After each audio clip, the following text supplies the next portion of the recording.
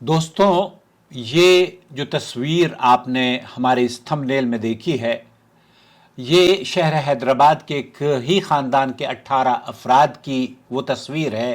جو آج مدینہ منورہ کے قریب ایک افسوسناک حادثے میں پورا خاندان جاں بحق ہو گیا۔ انا للہ و انا الیہ راجعون، ان للہ ما اخذ ولہ ما اعطا وکل شیء عندہ بمقدار۔ یہ تصویر حیدرآباد کے انٹرنیشنل ایئرپورٹ پر روانگی سے پہلے لی گئی تھی۔ کسی کو کیا خبر تھی کہ یہ تصویر شہر سے الوداع نہیں بلکہ دنیا سے رخصتی کی آخری تصویر ثابت ہوگی۔ اللہ رب العالمین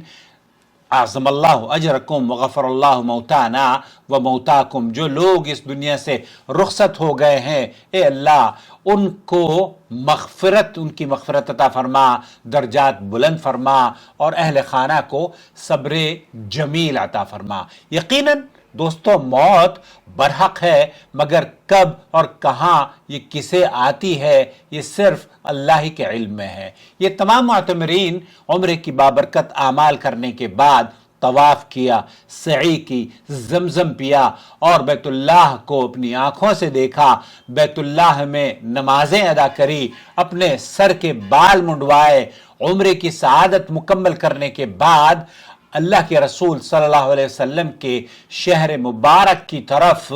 رخت سفر کی نیت کی، کیونکہ اللہ کے رسول صلی اللہ علیہ وسلم نے مسجد نبوی کی زیارت کی رخصت دی ہے، اور یہ محبت اور یہ عقیدت مسجد نبوی میں نمازیں پڑھنا، مسجد قبلتین میں نمازیں پڑھنا اور وہاں کی مساجد کی زیارت کرنا، اور احد اور بدر کے مناظر کے لیے لوگ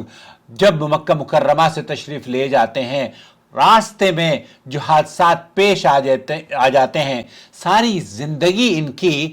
عجم میں گزری، ساری زندگی ان کی ہندوستان کے ان ماحول میں گزری جہاں شرک و بدعات اور خرافات کا بول بالا ہے، لیکن انہیں اللہ رب العالمین نے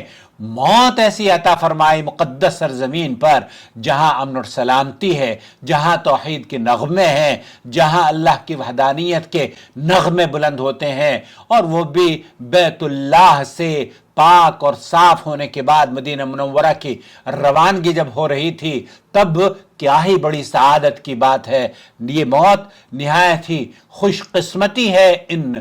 حجاج بیت اللہ الحرام یا زائرین اور طواف کرنے والوں کی، جو کہ اللہ کے رسول صلی اللہ علیہ وسلم کی احادیث کے مطابق ایسے لوٹتے ہیں جیسے کہ آج ہی ان کی ماں نے جنا ہو۔ حادثات تو دنیا بھر میں ہوتے ہیں، لیکن یہ معتمرین گناہوں سے پاک ہو کر اپنے رب کے حضور روانہ ہوئے۔ ہمیں قوی امید ہے اللہ رب العزت ان کے عمرے کو شرف قبولیت عطا فرمائے اور انہیں بلند درجہ عطا فرمائے، اور ان کے رشتہ داروں کو، ان تمام کو جنت میں ملائے۔ یہ تمام اہل خانہ سے تعزیت، اور نبی کریم صلی اللہ علیہ وسلم قرآن کریم میں جو اللہ تعالیٰ نے فرمایا ہے نا، وَبَشِّرِ الصَّابِرِينَ الَّذِينَ إِذَا أَصَابَتْهُمْ مُصِيبَةٌ قَالُوا إِنَّا لِلَّهِ وَإِنَّا إِلَيْهِ راجعون اللهم ارزقنا شهادة في سبيلك واجعل موتة في بلد رسولك اللهم آمین یا رب العالمین۔ یہاں ایک اہم گفتگو جو سوشل میڈیا پر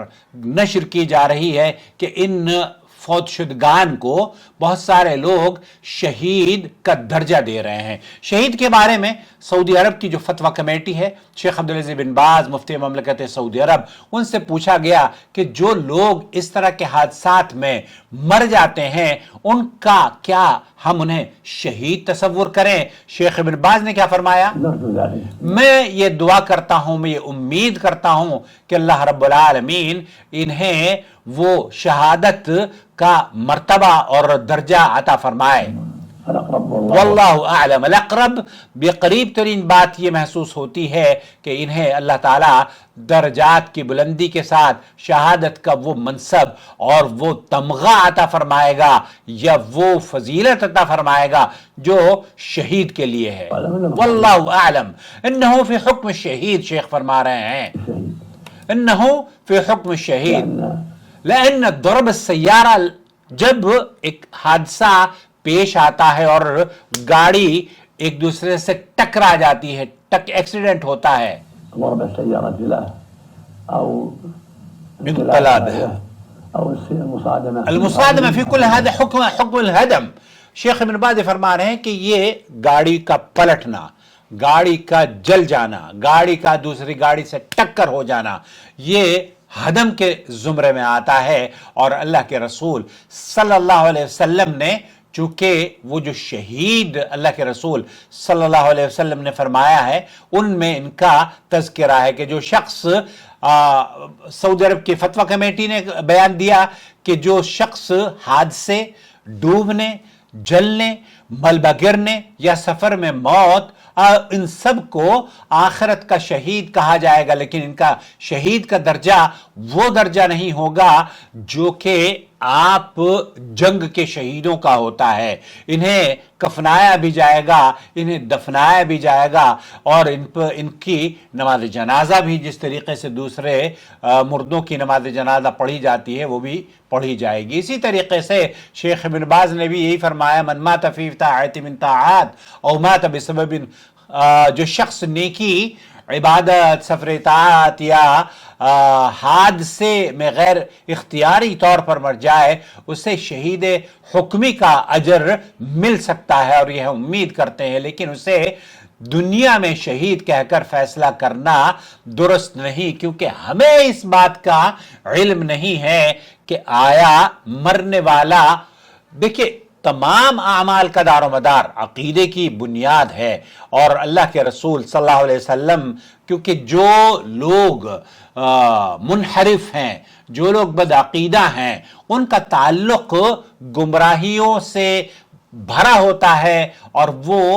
بیت اللہ کی زیارت بھی صرف رسمی طور پر کر رہے ہوتے ہیں۔ لیکن ایک آدمی اگر عقیدہ اس کا صحیح ہے، اللہ کے سوا کسی کو معبود برحق نہیں سمجھتا، اور نبی کریم صلی اللہ علیہ وسلم کی اطاعت اور فرمانبرداری کرتا ہے، اور دین کو اتنا ہی سمجھتا ہے جتنا کہ ابو بکر، عمر، عثمان اور علی اور صحابہ یا ائمہ کرام نے سمجھا، تب تو یہ راہ حق پر ہے، اور اس کی امید یہ کی جا سکتی ہے کہ انشاءاللہ تعالی اللہ رب العالمین اس کے درجات کو بلند فرمائے گا۔ اور اس حادثے میں یہ جو، کیونکہ ایک ہدم شیخ ابن باز فرما رہے ہیں کہ اس کا مرنا ایسے ہی ہے جیسے کہ چھت گر گئی ہو، یا بعض مرتبہ ایسا ہوتا ہے کہ دیوار اس کے اوپر گر گئی ہو، تو گاڑی کا پلٹنا، گاڑی کا اس طریقے سے ایکسیڈنٹ میں تباہ و برباد ہو جانا۔ اس لیے ہمیں امید ہے کہ اللہ رب العالمین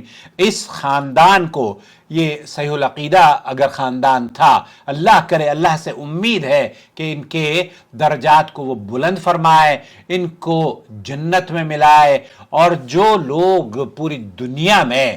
یہاں مکہ مکرمہ کی زیارت اور حرمین کی زیارت کے لیے تشریف لاتے ہیں، اپنے عقیدے کی اصلاح کر لیں، اپنے کو پاک اور صاف کر لیں، ایسا نہ ہو کہ آخرت میں ہم خسارے کا سودا کریں۔ جو توحیدی نغمے، جو اللہ سے وحدانیت اور اس کی عبادت کا اظہار حرم شریف میں آپ احرام کے حالت میں کہتے ہیں نا، لبیک اللہم لبیک، اے اللہ میں حاضر ہوں، اے اللہ میں حاضر ہوں، جب آپ اللہ کے لیے حاضر ہیں، اللہ کی عبادت کرتے ہیں، اللہ کے لیے طواف کرتے ہیں، اللہ کے لیے سعی کرتے ہیں، اللہ کے لیے اپنے بال کٹواتے ہیں، اللہ کے لیے نمازیں پڑھتے ہیں، تب کیا بات ہے کہ اس طرز عمل کو، طرز عبادت کو آپ اپنے ملکوں میں بھی جاری اور ساری رکھیں۔ عبادت کریں تو صرف اللہ کی، طواف کریں تو اللہ کے گھر کا، قبروں کی زیارت اور قبروں کی طواف کرنا یہ اسلام میں جائز نہیں ہے۔ اعظم اللہ اجرکم۔ ایک بار پھر میں دعا گو ہوں اللہ رب العالمین ان خاندانوں کو جو جن کے چشم اور چراغ بجھ گئے ہیں، اللہ رب العالمین انہیں صبر عطا فرمائے اور انہیں جنت الفردوس میں جمع فرمائے، آمین یا رب العالمین۔ والسلام علیکم ورحمۃ اللہ وبرکاتہ۔